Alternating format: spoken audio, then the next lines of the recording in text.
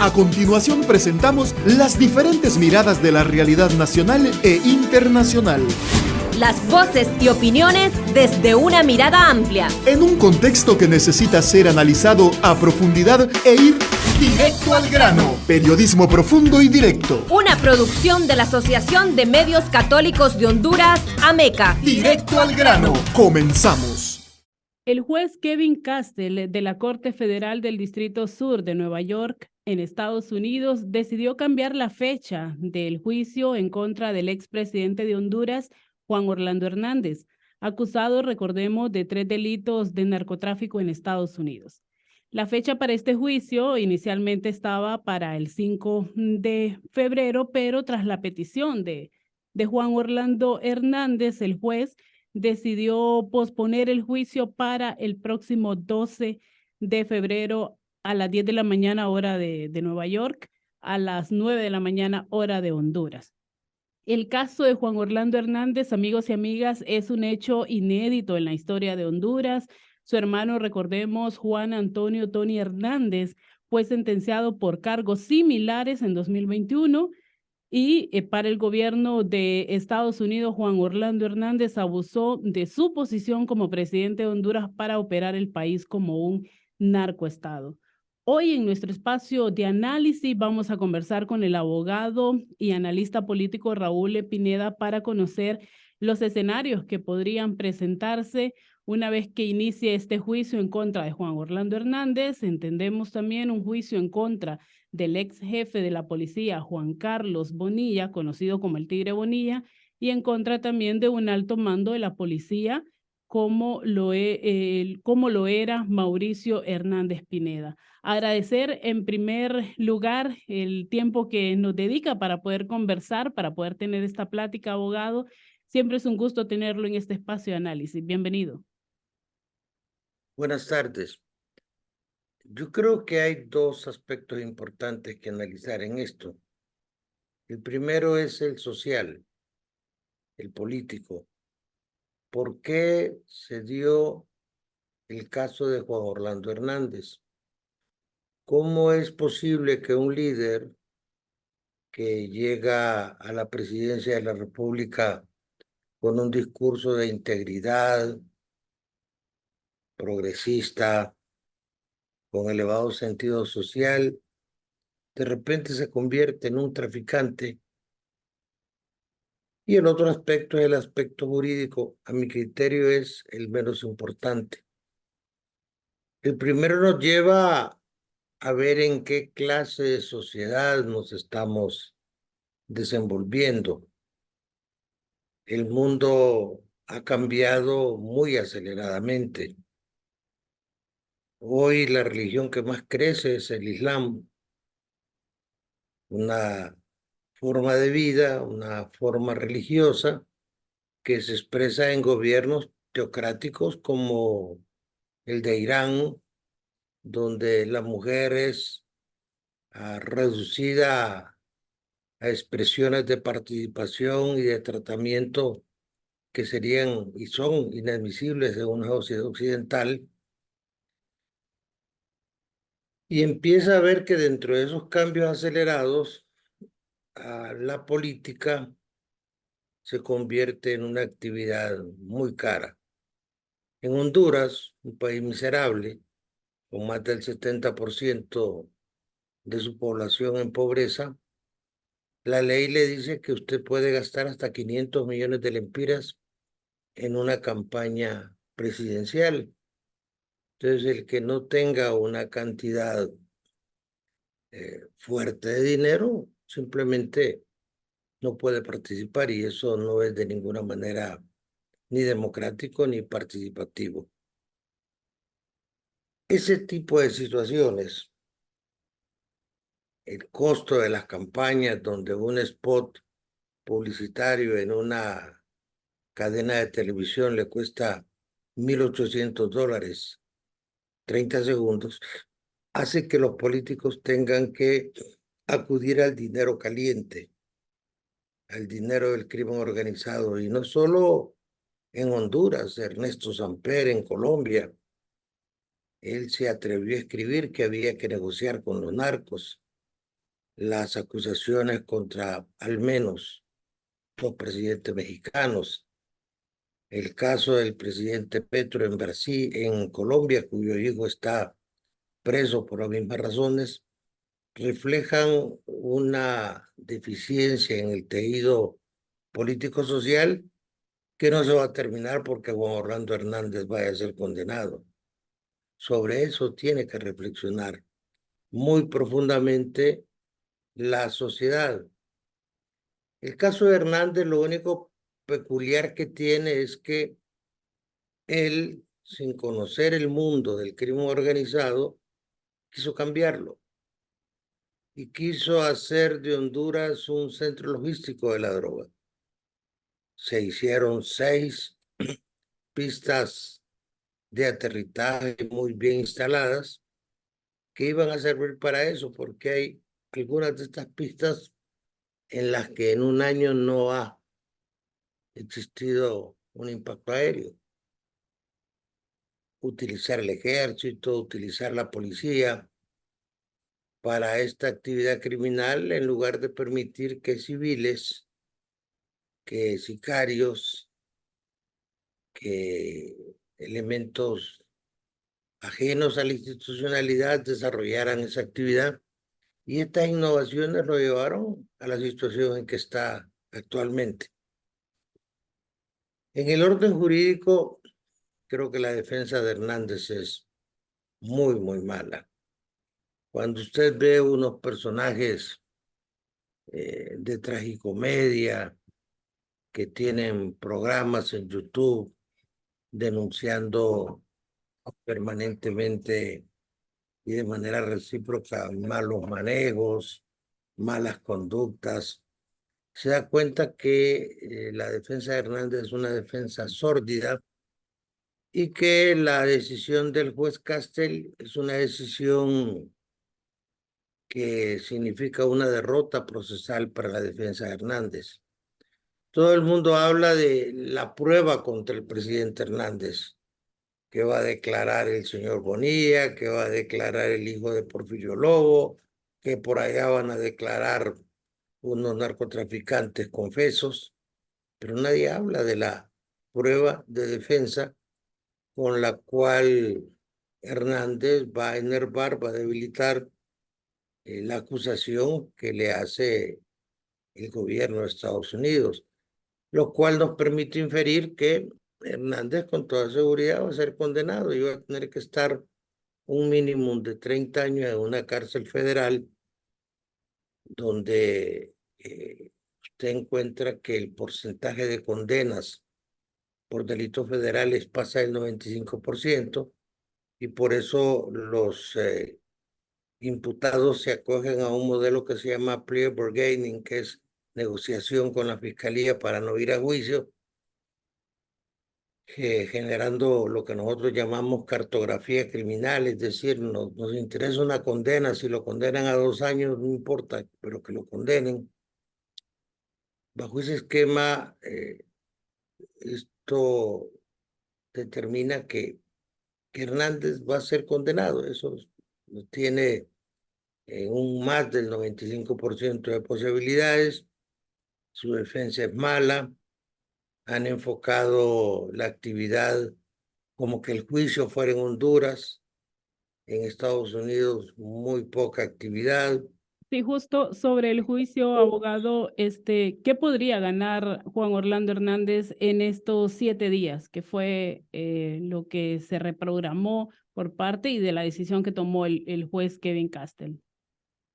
Nada, simplemente nada. El problema de Hernández es que una cosa es estar en una cárcel como la que él tiene ahorita, con adecuados niveles de comunicación con su familia y sus defensores, y otra cosa es estar en una cárcel de seguridad donde uno va a cumplir la pena, donde está 23 horas del día aislado, donde la comida se la dan licuada. Yo he tenido la oportunidad de conocer esas cárceles, muchas de ellas subterráneas, donde no se ve la luz del sol, toda la luz artificial, y creo que lo único que pudiera ganar es mantener algunos niveles de comodidad y de comunicación como los que tiene ahorita. ¿Va? Sí. Pero procesalmente él no gana nada, antes bien, procesalmente pierde porque sería la tercera oportunidad en que se suspendería el juicio y eso no le genera empatía frente al juez Castel. Ya usted menciona que Juan Orlando Hernández ha tenido una defensa mala, así la está catalogando, pero ¿cómo ha visto usted el papel de la Fiscalía de Nueva York? ¿Cómo ha llevado este caso? Entendemos también que esta es una de las fiscalías más temidas. Mire, la justicia de Estados Unidos indudablemente es mejor que la nuestra, pero también allá hay dos clases de abogados, unos que conocen la ley y otros que conocen al juez. No es lo mismo un abogado judío, americano, como Dershowitz, que defendió a Trump, como el defensor de O.J. Simpson, que son gente de mucha respetabilidad, profesores de Harvard, a un abogado como el que tiene Juan Orlando, sin ningún background, sin experiencia en la defensa de este tipo de casos, poco conocido. Allá también pesa eso. Y siento yo que Hernández tuvo un problema, no se dio cuenta que ya no estaba en Honduras. Y no se dio cuenta que en el juicio de él hay factores políticos también. Los norteamericanos quieren demostrar frente a un problema que tienen con Venezuela, con Colombia, con Cuba, que van a tener la capacidad de llevarse a cualquier alto funcionario del gobierno, por muy presidente que sea, y someterlo a su justicia. Es decir, el problema de los Estados Unidos se reduce a dos palabras ahorita. Uno, la migración y el otro, el tráfico de drogas, que en empresas chinas, por ejemplo, se exporta pentafilo que genera 200 muertos diarios. Ese tipo de cosas generan una acción defensiva de Estados Unidos que se expresa en juicios donde ya sabemos anticipadamente cuál va a ser el resultado porque tienen una connotación política. Entonces, la fiscalía no se va a llevar a un expresidente de un país aliado sin tener un arsenal probatorio como para aplastarlo en un juicio. ¿Va? Y según su Eh, valoración, abogado, ¿qué tan cierto es que Juan Orlando no tiene ese dinero para pagar un abogado adicional a su defensa y que por eso hizo la solicitud ante el juez? Y entendemos, bueno, como se anunció, se lo otorgaron. no, eso no es cierto. Y si fuese cierto, nadie se lo va a creer. Tuve oportunidad de hablar con investigadores del gobierno de Estados Unidos y me decían que ellos calculaban la fortuna del presidente Hernández en unos 3.000 millones de dólares. La preocupación del gobierno de Estados Unidos hace un año por lo menos era averiguar dónde estaban esos recursos. Es increíble que alguien que controlaba y un hombre con apego al dinero como era don Juan Orlando, a quien yo conocí cuando era jefe de bancada del Partido Nacional y él era un diputado, un hombre que estaba metido en negocios de medios de comunicación, de empresas de seguridad, de bienes inmuebles, no tenga 300.000 dólares, que es lo que le va a cobrar un buen abogado en Estados Unidos. ¿Estarán Eso no esos, es estarán cierto. esos 3.000 millones de dólares en los bienes que le han incautado aquí en Honduras? No, por supuesto que no.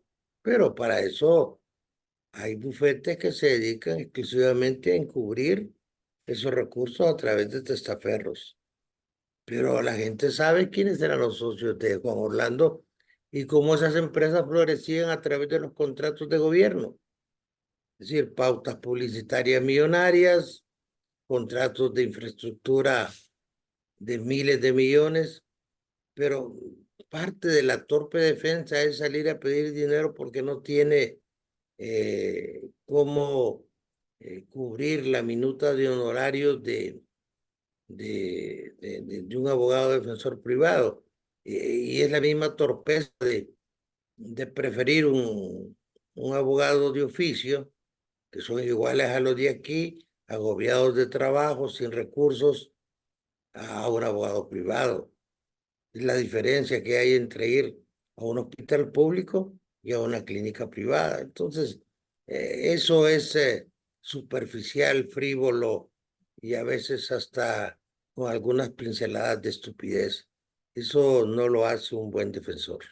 ¿Qué opina, abogado, de juntar a los tres imputados, a Juan Orlando, a el Tigre Bonilla y a Mauricio Hernández en un solo juicio?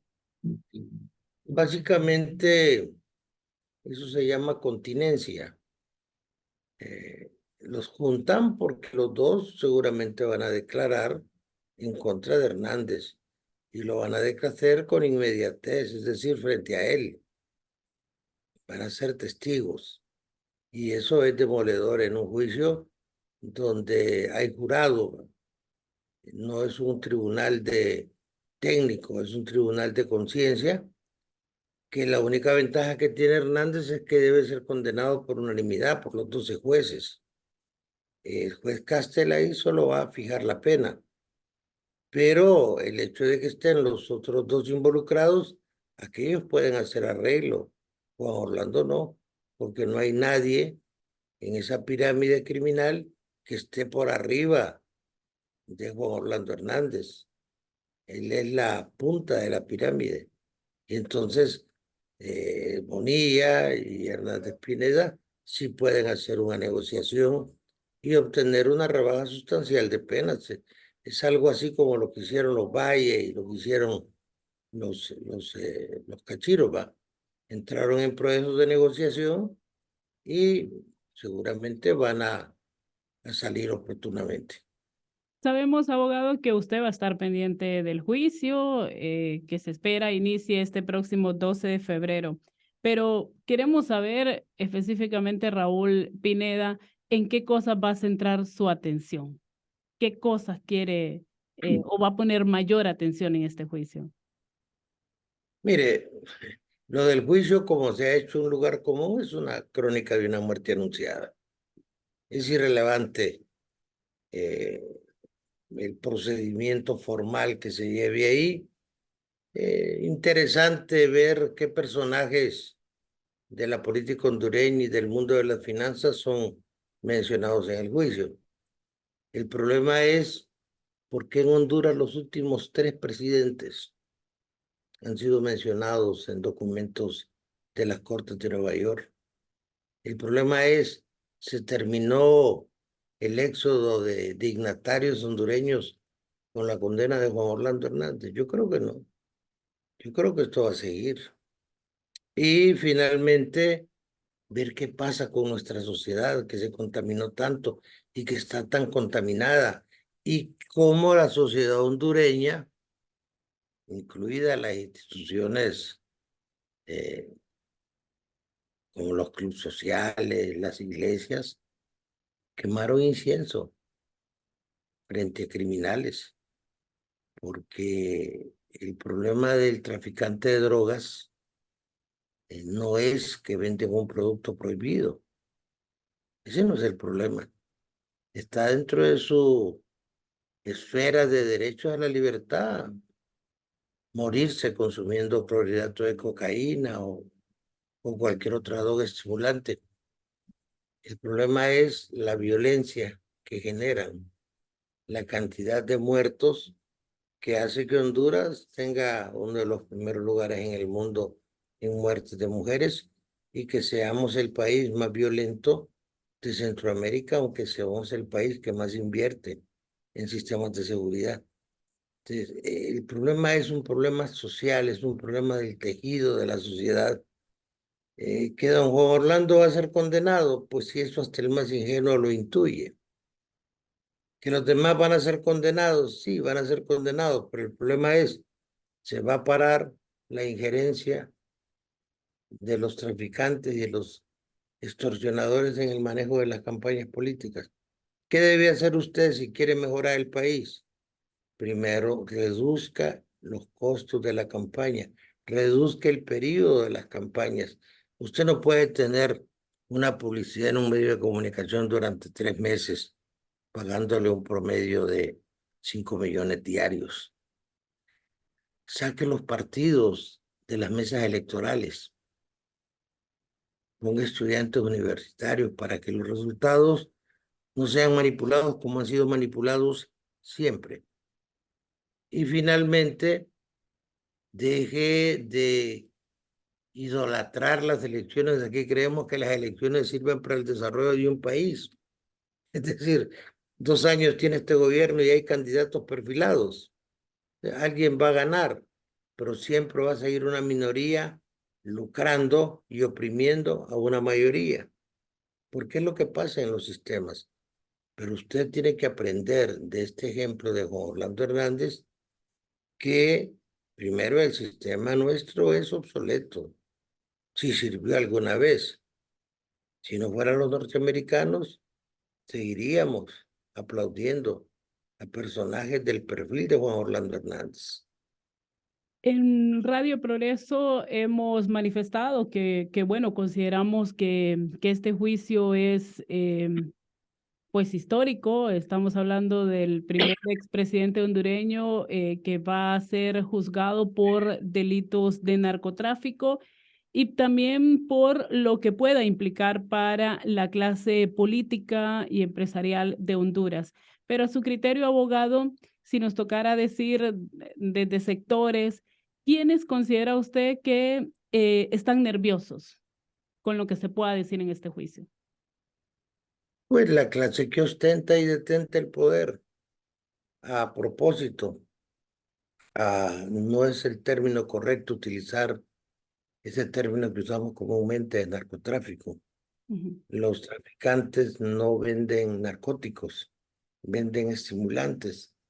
La cocaína es para sentirnos bien, llenos de energía. Una vez yo di una declaración diciendo que el 50% de los aspirantes presidenciales de Honduras eran consumidores de cocaína. Hoy probablemente sean más. Es decir, la droga ha permeado la clase política. Y así como en los 80 se convirtió en una moda, en un símbolo de estatus, en un detalle de elegancia, el consumir cocaína, así en Honduras, la clase política es gran consumidora de estimulantes de esa naturaleza. Eso refleja un problema, y un problema donde algunos sectores importantes de la sociedad, como las iglesias, se han hecho los desentendidos. Yo creo que las iglesias deben retomar su papel de incidencia política, si no aquí va a pasar lo de Nicaragua, donde tenemos obispos recluidos por pensar diferente a la política de gobierno.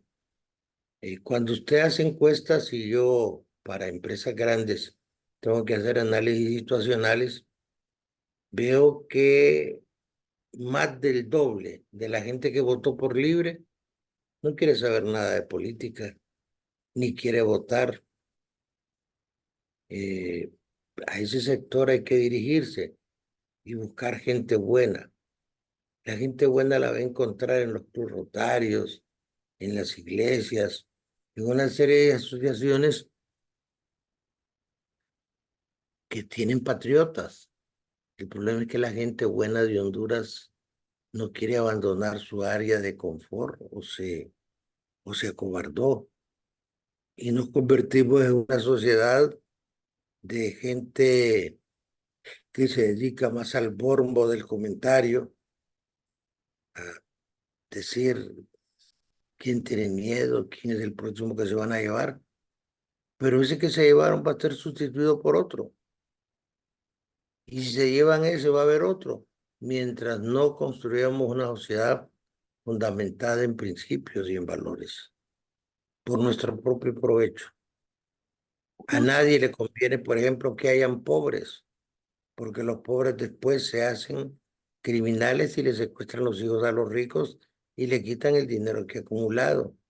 A nadie le conviene que haya pobres, porque los pobres se organizan y después empiezan a extorsionar y a quedarse con el producto o con la ganancia de los que trabajan honradamente.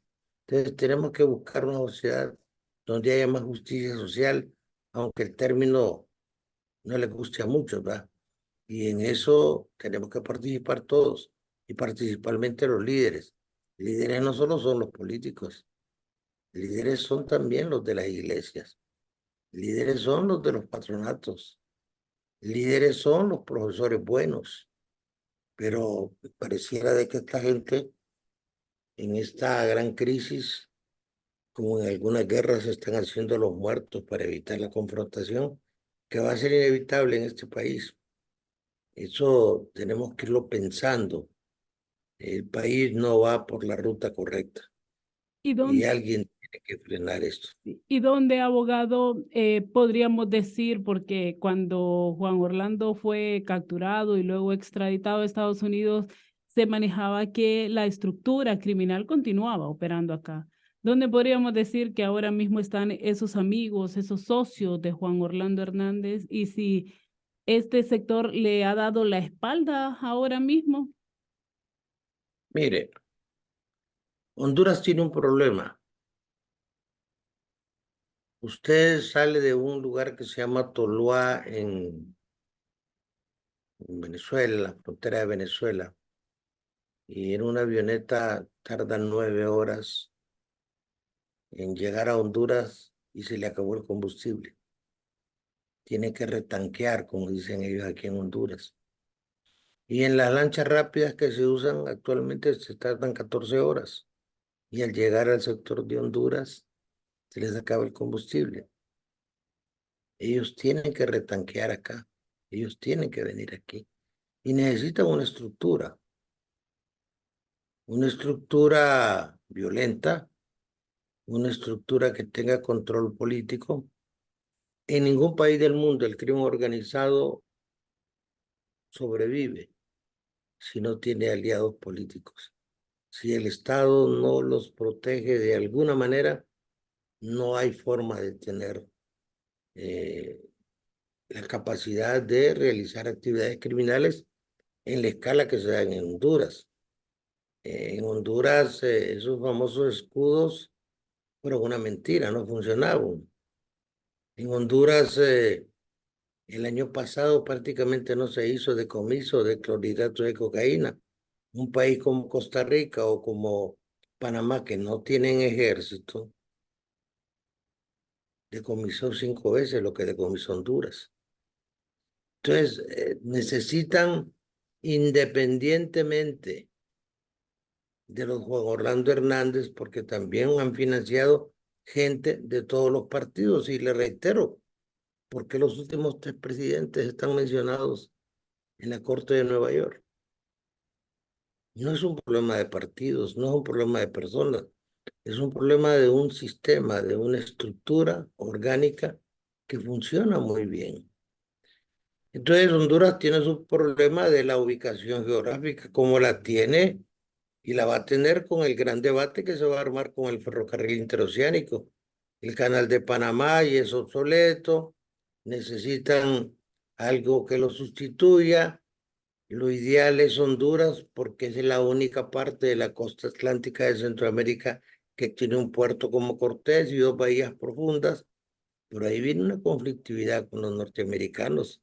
Los norteamericanos no van a permitir que los chinos vengan alegremente a montar un ferrocarril. Y eso obliga a los norteamericanos a meterse en la política interna y obliga a los chinos a meterse en la política interna, ¿va? ¿Por qué? No porque Honduras es importante, sino porque a los chinos les interesa el comercio en la costa este de Estados Unidos, que es su gran mercado. Frente a ese tipo de problemas no tenemos una clase política adecuadamente capacitada y patriota que vele por los intereses de los hondureños. Por eso Harari dice que en 50 años Honduras corre riesgo de desaparecer como país, como desapareció Yugoslavia. como desapareció Checoslovaquia. Esos son las los grandes desafíos que tienen países pequeños como el nuestro, que solo se pueden combatir con integridad y con talento. Y parece que de los dos temas andamos cojeando, ¿ah? Lo del problema de Juan no hay que verlo morbosamente solo con lo de Juan Orlando. Hay que verlo en la dimensión de la amenaza que tiene el país a su modelo democrático, a su seguridad, a su independencia, sometido por una amenaza que es enormemente rica. Es decir, un kilo de cocaína le cuesta en Sudamérica $2,000. Es barato. En la medida que va acercándose al mercado de Estados Unidos va subiendo hasta que puede llegar a costar en Nueva York $60,000. Es decir, es un negocio que le deja el 2,000 millones, 2,000% de utilidad. No hay negocio como ese. Y nosotros no hemos generado confianza en, en el conocimiento de este problema porque las universidades no lo estudian, ¿verdad? Aquí sabemos que hay narcos, pero las implicaciones del narco en la economía, en la adecuación social, en el desarrollo, eso no es un tema que queremos enfrentar, sino que vemos para otro lado cuando se trata de hablar de eso, porque hemos resultado poco patriotas y poco solidarios. Entonces, eso sí me preocupa a mí. ¿Qué pasa con la reacción de la sociedad hondureña? Bueno, y usted menciona a un actor que es la clase política y ya con esto cerramos, pero sí no queremos irnos sin preguntar, ¿qué ha aprendido esta clase política con relación a ese análisis que usted hace, pero sobre todo con la captura y extradición de Juan Orlando Hernández ahora a las puertas de un juicio? ¿Qué podríamos decir que ha aprendido esta clase política hondureña? Prácticamente nada. El político parte del concepto o de esa sensación de impunidad. Yo conozco gran cantidad de diputados que están siendo mencionados reiteradamente y ahí aparecen en la calle tranquilos en sus casas celebrando sus fiestas porque no dan el perfil suficiente para que los norteamericanos se los lleven. Porque los norteamericanos suponen que la justicia hondureña debería tener algo que ver con ellos, pero la justicia hondureña no les hace nada. Entonces, mientras no hay una visión integral de que los pesos pesados se los llevan los norteamericanos y los pesos medianos los juzgamos nosotros, la cosa no va a funcionar. Los políticos están claros. Usted para ganar una elección necesita dinero. Cuando a usted le van a consultar respecto a un proyecto político y le dice, mire, yo quiero ser candidato, ¿qué me aconseja? Usted le pregunta cuánto dinero tiene, cuánto puede gastar en sedes, en movilizaciones, en concentraciones, en publicidad. Y la democracia no funciona así.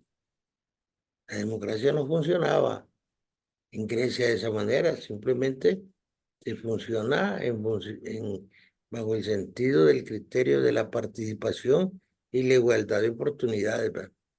Entonces no hemos vivido ni vamos a vivir en democracia.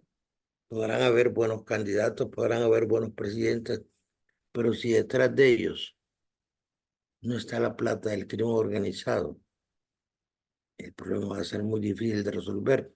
Y sí conozco casos de políticos, candidatos presidenciales, que no le aceptaron dinero a los traficantes, pero esos no ganaron. Y les repito, los 3 últimos presidentes de Honduras han sido mencionados en las cortes como personas beneficiarias del dinero sucio del narcotráfico. Hoy, ¿qué corresponde? Bueno, de los políticos no espere nada. Y estamos De hablando la de sociedad, 3 expresidentes de Juan Orlando Hernández, Porfirio Lobo Sosa, Manuel Zelaya. Todos son mencionados, ¿verdad? Yo no sé si con fundamento o sin fundamento, pero los tres han sido mencionados. Ahora nos corresponde a la sociedad, a nosotros, generar un sentimiento de desprecio, de rechazo, de repudio a los que destruyen vidas vendiéndoles veneno, porque la droga es un veneno, en función de su afán consumista. Es decir, en función de que el traficante le genera la peor corrupción de todas. Ninguna corrupción es tan mala como la que le genera el traficante, ¿verdad? Entonces usted ve aquí que la sociedad mataron a un Magdaleno Mesa, mataron a la esposa de Magdaleno, fueron a Progreso, mataron unos policías para rescatar a un líder de pandillas y no pasa nada. Todos aprendimos a que mientras no se metan conmigo y con mis cosas, lo demás no me importa ni quiero saber nada. Ese sentimiento hay que combatirlo. ¿Y desde dónde lo vamos a combatir? Desde los púlpitos, desde las capillas, desde las escuelas. De otra manera, el país va a vivir en una permanente crisis con el riesgo de que nos pase lo que dice este escritor israelita Harari, que perdamos nuestra identidad y podamos hasta desaparecer como país. Le agradecemos, abogado, que nos haya acompañado en este espacio de análisis. Gracias a usted por la invitación. Cuídense mucho. Gracias al abogado y analista político Raúl Pineda, quien ha estado con nosotros y nosotras en este espacio de análisis. A ustedes, amigos y amigas, gracias por su sintonía. Nos encontramos en una próxima ocasión. Quedó informado e informada con las diferentes miradas de la realidad nacional e internacional. Escuchó las voces y opiniones desde una mirada más amplia. Solo aquí, Directo al grano. Periodismo profundo y directo. Una producción de la Asociación de Medios Católicos de Honduras, AMECA. Hasta un siguiente programa.